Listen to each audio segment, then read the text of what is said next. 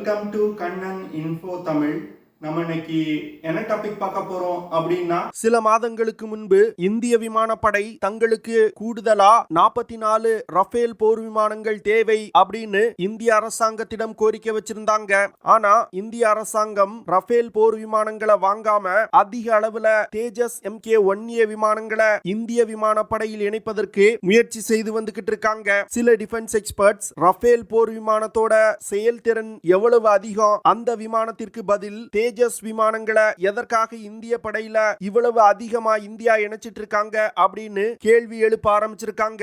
Rafale போர் விமானங்களை வாங்குவதை தவிர்த்துவிட்டு அதிக அளவுல தேஜஸ் விமானங்களை இந்திய படையில் இணைப்பதற்கான காரணம் என்ன? தேஜஸ் விமானம் ரஃபேல் போர் விமானத்திற்கு நிகரான ஒரு போர் விமானமா? எதற்காக அதிக எண்ணிக்கையில தேஜஸ் விமானங்களை இந்திய படையில் இணைச்சு வந்துகிட்டு இருக்காங்க? இந்த விமானத்தோட சிறப்பு அம்சங்கள் மற்றும் செயல்திறன் என்ன? வரும் காலத்துல இந்திய விமானப்படையை கட்டமைப்பதற்கு என்ன மாதிரியான திட்டங்களை இந்தியா வச்சிருக்காங்க அப்படிங்கிறது குறித்து நம்ம டீடைலா இந்த வீடியோல பார்க்கலாம். நம்ம சேனல்ல டிஃபென்ஸ் மற்றும் ஜியோ பாலிட்டிக்ஸ் சம்பந்தமா தினம் ஒரு வீடியோ பப்ளிஷ் பண்ணிட்டு இருக்கோம். உங்களுக்கு நம்ம சேனல்ல பப்ளிஷ் பண்ணக்கூடிய வீடியோஸ் பிடிச்சிருந்துச்சுன்னா சேனலை சப்ஸ்கிரைப் பண்ணி சப்போர்ட் பண்ணுங்க. நீங்க பண்ற ஒவ்வொரு சப்ஸ்கிரிப்ஷனும் எனக்கு அடுத்தடுத்த வீடியோஸ் போடுறதுக்கு ஒரு மோட்டிவேஷனா இருக்கும். 2016 வருடம் பிரான்சிடம் இருந்து 36 ரஃபேல் போர் விமானங்களை வாங்குவதற்கு ஒரு மிகப்பெரிய ஒப்பந்தம் கையெழுத்திடப்பட்டது. இந்த 36 ரஃபேல் போர் விமானங்களை கிட்டத்தட்ட 58,800 கோடி ரூபாய்க்கு இந்தியா வாங்குவதற்கு முடிவு செஞ்சிருந்தாங்க. இந்த 36 ரஃபேல் போர் விமானங்களை இந்தியா வாங்கியதும் நிறைய டிஃபென்ஸ் எக்ஸ்பர்ட்ஸ் இப்போ எப்படி Su-30 MKI போர் விமானம் இந்திய விமானப்படையின் முதுகெலும்பா செயல்படுதோ அதே போன்று வரும் காலத்துல ரஃபேல் போர் விமானங்கள் தான் இந்திய விமானப்படையின் ஃப்ரண்ட் லைன் ஃபைட்டர் ஜெட் விமானமா செயல்படும் அப்படின்னு சொல்லி வந்தாங்க. ஆனா இந்த 36 போர் விமானங்களை இந்தியா வாங்கிய பிறகு கூடுதலா ரஃபேல் போர் விமானங்களை இந்தியா வாங்கல. சமீபத்துல பாரத பிரதமர் பிரான்ஸ் நாட்டிற்கு சுற்றுப்பயணம் போகும் பொழுது தங்களுக்கு கூடுதலா 44 ரஃபேல் போர் விமானங்கள் தேவை அப்படின்னு இந்திய விமானப்படை கோரிக்கை வச்சாங்க. இதற்கு காரணம் இந்திய விமானப்படையில் இருக்கக்கூடிய பழைய விமானங்கள்னால நாளுக்கு நாள் இந்திய விமானப்படையில் இருக்கக்கூடிய விமானங்களின் எண்ணிக்கை குறைஞ்சு வந்துகிட்டு இருக்கு. இந்த எண்ணிக்கையை கூட்டுவதற்கு தங்களுக்கு கூடுதலா ரஃபேல் போர் விமானங்கள் தேவை அப்படின்னு இந்திய விமானப்படை கோரிக்கை வச்சாங்க. ஆனா இந்திய அரசாங்கம் பிரான்சிடம் இருந்து ரஃபேல் போர் விமானங்களை வாங்குவதை தவிர்த்துட்டு மேக் இன் இந்தியா திட்டத்தின் கீழ் உருவாக்கப்பட்டு வரும் தேஜஸ் விமானங்களை வாங்குவதற்கு முடிவு செஞ்சிருக்காங்க. முதற்கட்டமா 83 தேஜஸ் விமானங்களை வாங்குவதற்கு HAL நிறுவனத்துடன் ஒரு மிகப்பெரிய ஒப்பந்தம் போட்டாங்க. அதற்கு பிறகு கூடுதலா 50 தேஜஸ் MK-1A விமானங்களை வாங்குவதற்கான ஒப்பந்தத்தை கூடிய விரைவில் கையெழுத்திட இருப்பதா செய்திகள் வெளிவந்திருக்கு. அப்போ இந்திய விமானப்படையில தேஜஸ் MK-1A விமானங்களின் எண்ணிக்கை 133 உயரும். இந்திய அரசாங்கத்தின் இந்த முடிவுக்கு பின்னால் ஸ்ட்ராட்டஜிக்கலா ஒரு முக்கியமான விஷயம் இருப்பதா நிறைய டிஃபென்ஸ் எக்ஸ்பர்ட் சொல்றாங்க. அதாவது சமீபத்தில் நடந்து வரும் உக்ரைன் ரஷ்யா போர் காரணமா உலகின் பல நாடுகள் தங்கள் படையில் பயன்படுத்தி வரும் ரஷ்ய விமானங்களுக்கு தேவையான உதிரி பாகங்கள் கிடைக்காம விமானங்களை இயக்க முடியாத சூழ்நிலையில இருக்காங்க. ஆனா இந்தியாவை பார்த்தீங்கன்னா ரஷ்யாவிடம் இருந்து சூகோய் விமானங்களுக்கு தேவையான பாகங்களை உருவாக்குறதுக்கான லைசன்ஸ் முன்பே வாங்கியிருந்தாங்க. உக்ரைன் ரஷ்யா போர் காரணமா இந்திய விமானப்படைக்கு பெரிய இழப்பு இல்ல.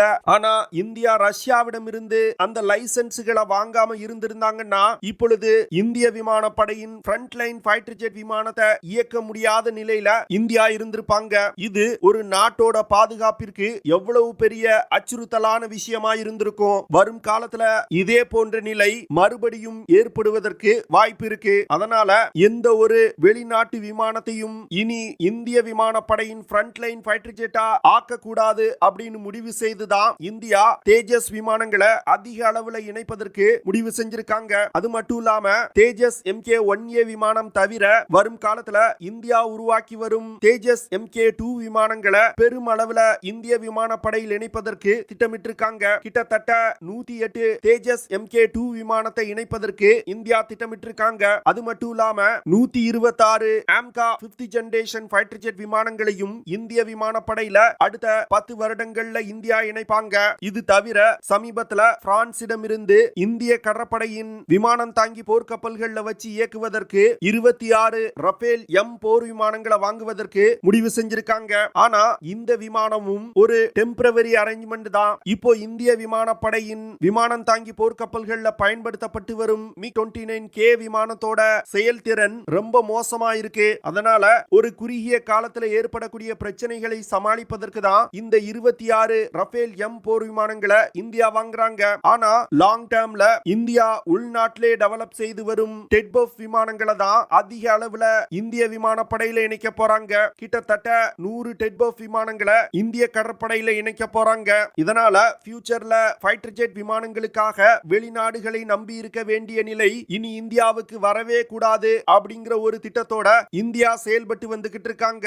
இதன் காரணமாக தான் அதிக அளவுல ரஃபேல் போர் விமானங்களை இறக்குமதி செய்வதற்கு காலம் தாழ்த்தி வந்துகிட்டு இருக்காங்க. அது மட்டும் இல்லாம 100க்கும் மேற்பட்ட மல்டிரோல் ஃபைட்டர் ஜெட் விமானங்களை வாங்குவதற்கான MRFA திட்டத்தையும் இந்தியா செயல்படுத்த மாட்டாங்க அப்படின்னு சொல்றாங்க. ஏன்னா MRFA திட்டத்தின் கீழ் 100 ஃபைட்டர் ஜெட் விமானங்களை வாங்குவதற்கான கான்ட்ராக்ட இந்தியா இப்போ கையெழுத்திட்டாங்கன்னா அந்த விமானங்கள் தயாராகி இந்தியாவுக்கு வருவதற்குள் இந்தியா உள்நாட்டிலே டெவலப் செய்து வரும் தேஜஸ் MK2 விமானத்தோட டெவலப்மெண்ட் முடிக்கப்பட்டு விமானத்தோட ஃபுல் ப்ரொடக்ஷன் ஸ்டார்ட் ஆயிரும். அதனால வெளிநாட்டுல இருந்து வாங்கப்பட்ட விமானங்களோட தேவை இந்திய விமானப்படைக்கு இருக்காது. நிறைய டிஃபென்ஸ் எக்ஸ்பர்ட்ஸ் என்ன கேள்வி எழுப்புறாங்கன்னா, இந்தியா ரஃபேல் போர் விமானங்களை இறக்குமதி செய்யாம தேஜஸ் MK1A விமானங்களை வாங்குறாங்கன்னா அந்த விமானம் ரஃபேல் போர் விமானங்களுக்கு நிகரான விமானமா அப்படின்னு கேள்வி எழுப்புறாங்க. ஆனா இந்த விஷயத்துல ஒரு முக்கியமான ஃபேக்டரை நம்ம கவனிக்கல. அதாவது இப்போ இந்திய விமானப்படைக்கு இருக்கக்கூடிய பிரச்சனை என்னன்னா, விமானங்கள் பழசாகிறதுனால விமானப்படையில் இருக்கக்கூடிய விமானங்களின் எண்ணிக்கை குறைஞ்சிக்கிட்டே வருது. அந்த விமானங்களை ரீப்ளேஸ் செய்வதற்கு தான் விமானம் தேவை. இப்போ இந்திய விமானப்படையில் இருக்கிறதுலே ரொம்ப பழைய விமானம் அப்படின்னா அது MiG-21 விமானம். அந்த விமானத்தோடு தேஜஸ் MK1A விமானத்தை கம்பேர் செஞ்சோம்னா அது பல மடங்கு சுப்பீரியரா இருக்கும். இதன் காரணமாக தான் இந்தியா அதிக அளவுல தேஜஸ் MK1A விமானங்களை இந்திய படையில் இணைப்பதற்கு திட்டமிட்டிருக்காங்க. MiG-21 மற்றும் ஜாகுவார் விமானங்கள் தான் இந்திய விமானப்படையில இருந்து முதல்ல ரிட்டையர் செய்யப்படும். அந்த விமானங்களை ரீப்ளேஸ் செய்வதற்கு தான் கூடுதலா 50 தேஜஸ் MK1A விமானங்களை இந்தியா வாங்குறாங்க. MiG-21 மற்றும் ஜாகுவார் விமானங்களோடு தேஜஸ் MK1A விமானங்களை கம்பேர் செஞ்சோம்னா தேஜஸ் MK1A விமானத்தோட செயல்திறன் இந்த விமானங்களை விட பல மடங்கு அதிகமாயிருக்கும். இதுதான் இந்திய விமானப்படையோட திட்டம். அது மட்டும் இல்லாம தேஜஸ் MK1A விமானத்துல பல்வேறு விதமான ஆயுதங்கள் இணைக்கப்பட்டிருக்கு. ஆனா தேஜஸ் MK1A விமானத்தை ரஃபேல் போர் விமானத்தோடு கம்பேர் செஞ்சோம்னா ரஃபேல் போர் விமானம் தான் தேஜஸ் MK1A விமானத்தை விட ஒரு வலிமையான விமானமா இருக்கும். ஆனா இப்பொழுது இந்தியாவுக்கு தேவைப்படுவது MiG-21 மற்றும் ஜாகுவார் விமானங்களை ரீப்ளேஸ் செய்வதற்கு ஒரு விமானம். தேஜஸ் MK1A விமானத்துல பல அதிநவீன தொழில்நுட்பங்கள் இணைக்கப்பட்டிருக்கு. இந்த விமானத்துல சாஃப்ட்வேர் டிஃபைன்ட் ரடார் அப்படிங்கிற ஒரு அதிநவீன ரடார் சிஸ்டம் இணைக்கப்பட்டிருக்கு. அடுத்து எதிரி மிசைல் மற்றும் விமான தாக்குதலில் இருந்து தேஜஸ் விமானங்களை பாதுகாப்பதற்கு CMDS அப்படிங்கிற கவுண்டர் மெஷர் டிஸ்பென்சரி சிஸ்டம் அப்படிங்கிற ஒரு அதிநவீன சிஸ்டம் இந்த விமானத்துல இணைக்கப்பட்டிருக்கு. அடுத்து இந்த விமானத்துல VHF மற்றும் UHF அப்படிங்கிற ஆண்டனா மற்றும் டேட்டா லிங்க் சிஸ்டம் இணைக்கப்பட்டிருக்கு. முதற்கட்டமா தயாரிக்கப்படும் தேஜஸ் MK1A விமானத்துல இஸ்ரேல் நாட்டால் தயாரிக்கப்பட்ட ELT AESA ரடார் சிஸ்டம் இணைக்கப்பட்டிருக்கு. ஆனா ஃபியூச்சர்ல DRDO டெவலப் செய்து வரும் Uttam AESA radar Israeli radar சிஸ்டத்தை ரீப்ளேஸ் செய்ய போகுது. இந்த உத்தம் AESA ரடார் ஒரு அதிநவீன ரடார் சிஸ்டம். அடுத்து தேஜஸ் MK1A விமானத்துல பல்வேறு விதமான ஆயுதங்கள் இணைக்கப்பட்டிருக்கு. தற்போதைய நிலையில ரஷ்ய தயாரிப்பு R-73E, இஸ்ரேல் நாட்டால் தயாரிக்கப்பட்ட பைத்தான் 5, MBDA நிறுவனத்தால் உருவாக்கப்பட்ட ASRAM போன்ற ஏர் டு ஏர் மிசைல் இந்த விமானத்துல இணைக்கப்பட்டிருக்கு. தேஜஸ் MK1A விமானத்தினால 2 R-73E மிசைல் இல்லன்னா 2 பைத்தான் மிசைல் இல்லன்னா 6 ASRAM மிசைல்களை எடுத்து செல்ல முடியும். தொலை தூரத்துல இருக்கக்கூடிய ஏரியல் டார்கெட்டுகளை தாக்கணும்னா 4 ஐடர்பி இல்லன்னா அஸ்த்ரா மிசைல்களை எடுத்து சென்று தாக்குதல் நடத்த முடியும். அடுத்து வானில் இருந்து தரையில் இருக்கக்கூடிய இலக்குகளை தாக்குவதற்கு தேஜஸ் விமானத்துல ருத்ரம் 1, ஹேமர், ஜேடாம், கிரிஃபன்லி, சா, தாரா போன்ற பல்வேறு விதமான ஆயுதங்கள் இணைக்கப்பட்டிருக்கு. இந்த விமானத்தினால ஒரே நேரத்துல 10 சா அப்படின்னு சொல்லக்கூடிய ஸ்மார்ட் ஆன்டி ஏர்ஃபீல்ட் வெப்பன்களை எடுத்து சென்று தாக்குதல் நடத்த முடியும். இந்த வெப்பன்னால 100 கிலோமீட்டர் தூரத்துல உள்ள இலக்குகளை மிக துல்லியமா தாக்க முடியும். ஸ்மார்ட் ஆன்டி ஏர்ஃபீல்ட் வெப்பன்ல 80 கிலோகிராம் எடை கொண்ட பெனிட்ரேட்டிங் கம் பிளாஸ்ட் வார்ஹெட் இணைக்கப்பட்டிருக்கு. இதனால விமான ஓடுதளத்தின் மீது இந்த ஆயுதத்தை பயன்படுத்தி ஒரு தாக்குதல் நடத்தணும்னா அந்த விமான ஓடுதளத்துல மிக பெரிய பள்ளங்கள் ஏற்படும். இதனால எதிரிகளால் விமானத்தை ஓடுதளத்துல இயக்க முடியாத நிலை ஏற்படும். அடுத்து 250 கிலோகிராம் எடை கொண்ட HSL-D அப்படிங்கிற ஒரு பாம இந்த விமானத்துல இணைச்சிருக்காங்க. உள்நாட்டிலே தயாரிக்கப்பட்ட 1000 கிலோகிராம் எடை கொண்ட கௌரவ் லாங் ரேஞ்ச் பாமையும் இந்த விமானத்துல இணைச்சிருக்காங்க.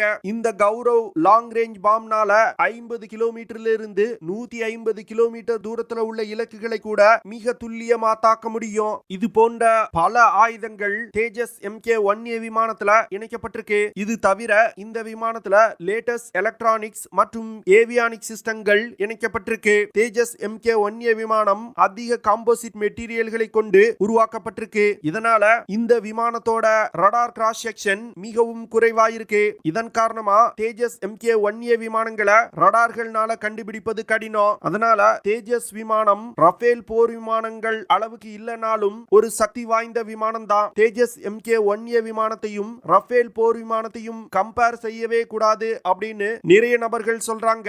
ஏன்னா தேஜஸ் MK-1A விமானம் ஒரு சிங்கிள் இன்ஜின் கொண்ட விமானம். அதுவே ரஃபேல் போர் விமானம் 2 இன்ஜின்கள் கொண்ட விமானம். இதனால 2 விமானங்களோட செயல்திறன்லையும் மிகப்பெரிய வித்தியாசம் இருக்கும். இந்தியா தேஜஸ் MK-1A விமானங்களை இன்டர்செப்ஷன் மற்றும் லைட் அட்டாக் ரோலுக்கு பயன்படுத்துவதற்கு திட்டமிட்டிருக்காங்க. தேஜஸ் MK-1A விமானங்களுக்கு பிறகு உருவாக்கப்படும் தேஜஸ் MK-2 விமானம் தேஜஸ் MK-1A விமானத்தை விட பல மடங்கு சக்தி கொண்ட விமானமாய் இருக்க போகுது.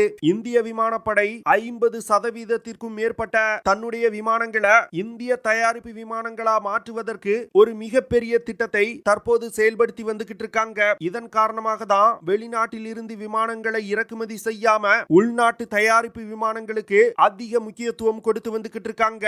என்ன பொறுத்தமட்டில் இந்தியாவின் இந்த நகர்வு மிகவும் ஒரு நல்ல விஷயமா பாக்குறேன். ஏன்னா இந்தியால 130 கோடி மக்கள் இருக்கோம். அது மட்டும் இல்லாம ஐரோப்பா மற்றும் அமெரிக்கால இருக்கக்கூடிய பல முன்னணி விமான தயாரிப்பு நிறுவனங்கள்ல இந்தியர்கள் அதிக அளவுல வேலை செஞ்சு வந்துகிட்டு இருக்காங்க. அப்படி இருக்கும் பொழுது ஏன் இந்தியாவால உள்நாட்டுல ஒரு உலகத்தரம் வாய்ந்த ஃபைட்டர் ஜெட் விமானங்களை உருவாக்க முடியாது? இந்தியாவின் ஆயுத தேவைய உள்நாட்டு நிறுவனங்களை கொண்டு பூர்த்தி செஞ்சுக்கிட்டோம்னா நமது பணம் மற்ற நாடுகளுக்கு செல்வது குறையும். அது மட்டும் இல்லாம இந்திய ஆயுத தயாரிப்பு நிறுவனங்கள் மிகப்பெரிய அளவுல வளர்ச்சி அடையும். நீங்க என்ன நினைக்கிறீங்க? இந்தியா ரஃபேல் போர் விமானங்களை வாங்காம தேஜஸ் விமானங்களை வாங்குவது சரியா சரியில்லையா அப்படிங்கறத கமெண்ட் பண்ணுங்க. ஓகே ஃப்ரெண்ட்ஸ், நம்ம வீடியோவோட நிறைவு பகுதிக்கு வந்துட்டோம். இதெல்லாம் தான் நான் உங்ககிட்ட ஷேர் பண்ணணும் அப்படின்னு நினைச்ச விஷயங்கள். ஐ ஹோப் நான் ஷேர் பண்ண விஷயங்கள் உங்களுக்கு பிடிச்சிருக்கும்னு நினைக்கிறேன். அப்படி பிடிச்சிருந்துச்சுன்னா ஷேர் பண்ணுங்க, லைக் பண்ணுங்க, கமெண்ட் பண்ணுங்க. மறக்காம நம்ம சேனலுக்கு சப்ஸ்கிரைப் பண்ணுங்க. See you in the next video. Jai Hind.